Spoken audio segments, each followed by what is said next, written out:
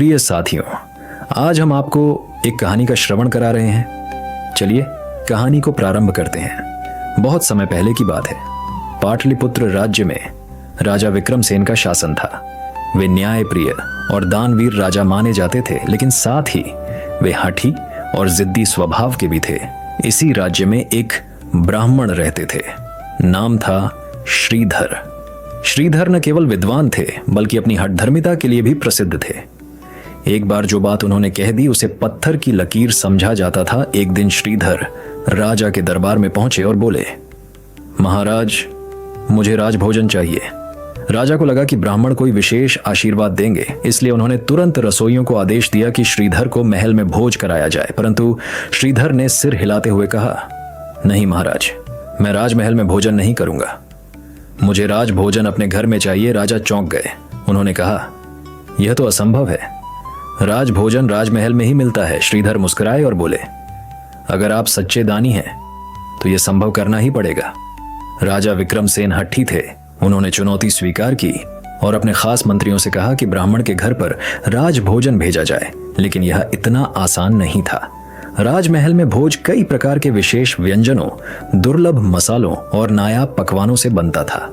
इतना ही नहीं, इसे तैयार करने में कई कुशल रसोइये, स्वाद परखने वाले और महल के नियमों का पालन करने वाले लोग लगे रहते थे। अब सवाल था, क्या यह सब ब्राह्मण के घर संभव हो सकता था?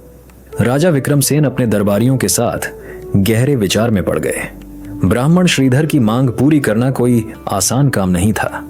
राजमहल का भोजन सिर्फ व्यंजन ही नहीं, बल्कि एक शाही परंपरा थी। पर राजा अपनी हार मानने वालों में से नहीं थे। उन्होंने अपने प्रमुख मंत्री सोमदत्त को आदेश दिया, श्रीधर ब्राह्मण के घर पर वैसा ही राजभोजन तैयार किया जाए जैसा महल में बनता है। मंत्री सोमदत्त सोच में पड़ गए। महाराज, यह तो लगभग असंभव है। ब्राह्मण के घर में न वैसी रसोई है, न ही वैसे बर्तन, न ही रसोइयों की पूरी टीम। राजा मुस्कुराए, असंभव कुछ नहीं।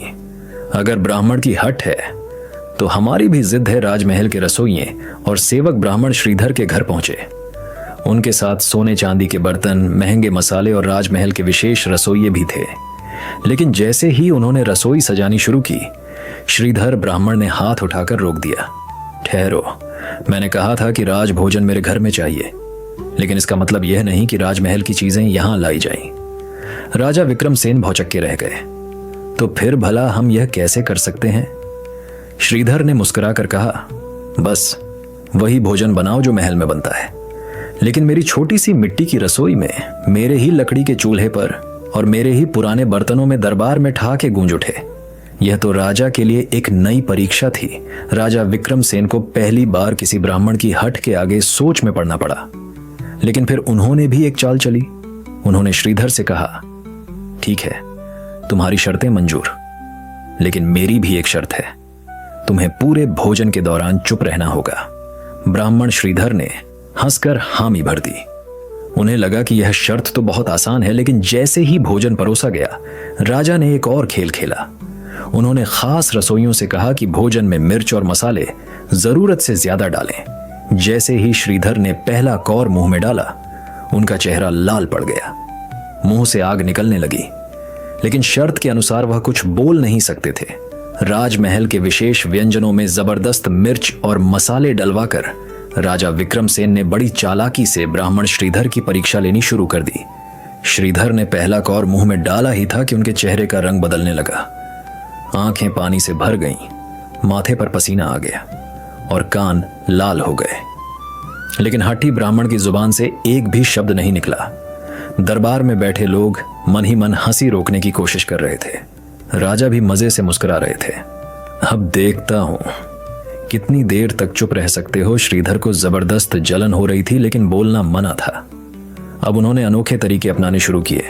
उन्होंने हाथ से हवा करनी शुरू कर दी। जैसे गर्मी बहुत ज्यादा हो, फिर अपनी धोती से मुंह पोंछने लगे, मानो पसीना आ रहा हो।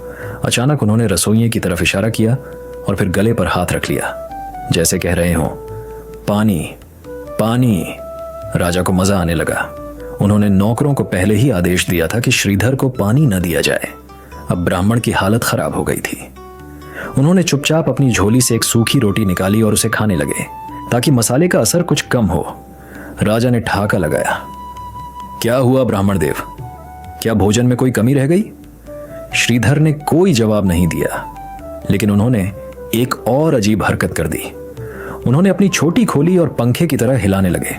शायद वे अपने सिर को ठंडा करने की कोशिश कर रहे थे। राजा को लगा कि ब्राह्मण अभी भी हार मानने को तैयार नहीं है। उन्होंने सोचा, अगर ये इतनी हट कर सकते हैं तो मैं भी देखता हूं कि इनकी सहन शक्ति कितनी है। उन्होंने आदेश दिया कि अब ब्राह्मण को मिठाई परोसी जाए, लेकिन उसमें भी खूब सारी लाल मिर्च डाल दी जाए। जैसे ही गर्मा गर्म गुलाब जामुन परोसा गया, ब्राह्मण को लगा कि अब उनकी जीत हो गई। लेकिन जैसे ही उन्होंने पहला निवाला मुंह में डाला, उनका चेहरा पूरी तरह बिगड़ गया। ब्राह्मण श्रीधर ने जैसे ही पहला निवाला मुंह में डाला, उनकी आंखें फटी की फटी रह गईं। मुंह जलने लगा, कान सुर्ख हो गए और पूरा शरीर कांपने लगा। लेकिन उन्होंने अब भी एक शब्द नहीं कहा। दरबार में बैठे लोग इस विचित्र मुकाबले को देखकर हैरान थे। राजा विक्रमसेन अपनी जीत पक्की मानकर मुस्कुरा रहे थे। अब तो ब्राह्मण बोलेगा ही, राजा ने सोचा। लेकिन तभी कुछ ऐसा हुआ जिससे पूरा दरबार हक्के बक्के रह गया। श्रीधर ब्राह्मण ने अपनी झोली से एक छोटी सी मटकी निकाली। किसी को नहीं पता था कि इसमें क्या है। फिर उन्होंने बिना कुछ बोले गुलाब जामुन के साथ उस मटकी का पानी पी लिया और अगले ही पल राजा और दरबारी दंग रह गए। ब्राह्मण के चेहरे पर अब कोई दर्द नहीं था। वह पूरी शांति से बैठ गए, जैसे कुछ हुआ ही ना हो। राजा हैरान होकर बोले, ब्राह्मण देव, यह कौन सा चमत्कार था? अब ब्राह्मण मुस्कुराए और बोले, महाराज, मेरी चुप्पी तोड़ने के लिए आपने खूब कोशिश की, लेकिन मैं भी अपनी हट से पीछे हटने वालों में से नहीं हूं। राजा ने सिर हिलाया। पर यह बताइए कि आपने कौन सा जादू कर दिया? इतनी तीखी मिर्च खाने के बाद भी आपको कुछ नहीं हुआ? श्रीधर ने हंसते हुए कहा, महाराज, यह कोई जादू नहीं बल्कि मेरी चतुराई थी। फिर उन्होंने मटकी को सबके सामने रखा और कहा, इसमें था गुड़ घी केला का मिश्रण। जो भी तीखा खाए और उसके बाद यह मिश्रण पी ले, उसे मिर्च का असर महसूस नहीं होता। पूरा दरबार हैरान रह गया। राजा विक्रमसेन ने जोर से ठहाका लगाया और बोले, ब्राह्मण देव, आपने अपनी हठ और चतुराई से मुझे भी मात दे दी। मैं मानता हूं कि आपसे बड़ा हठी और बुद्धिमान कोई नहीं। इसके बाद राजा ने खुद अपने हाथों से ब्राह्मण श्रीधर को सोने की मुद्राएं और वस्त्र भेंट किए और उनका सम्मान किया। ब्राह्मण श्रीधर ने मुस्कुराते हुए आशीर्वाद दिया और बोले, महाराज, हठ अगर बुद्धि के साथ हो तो उसे जीत कहा जाता है। दरबारियों ने तालियां बजाईं और इस प्रकार हठी ब्राह्मण और हठी राजा की यह अनोखी लड़ाई यादगार बन गई।